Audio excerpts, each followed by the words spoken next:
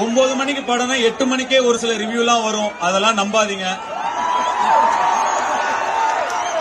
9 மணிக்கு படம் ரிலீஸ் ஆனா 12:30 மணிக்கு தான் படம் எப்படி இருக்குன்னே தெரியும். அதுக்கு முன்னாடியே நிறைய விமர்சனங்கள் வரும், அதெல்லாம் நீங்க நம்பாதீங்க. நீங்க படம் பார்த்து முடிவு பண்ணுங்க, இல்ல உங்க நண்பர்கள் பார்த்திருப்பாங்க, அவங்க என்ன சொல்றாங்கன்னு கேட்டு படம் பார்க்கறதா இல்லையான்னு முடிவு பண்ணுங்க.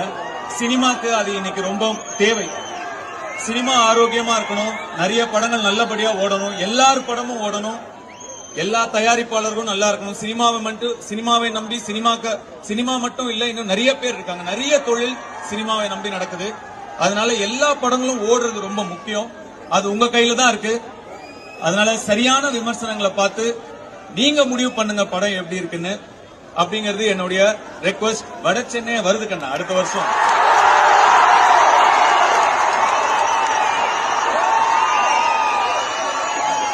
அது ரொம்ப முக்கியமான விஷயம். மீண்டும் உங்களை எல்லாரையும் 10 வருஷம் கழிச்சு சந்திச்சதுல எனக்கு ரொம்ப ரொம்ப ரொம்ப சந்தோஷம்.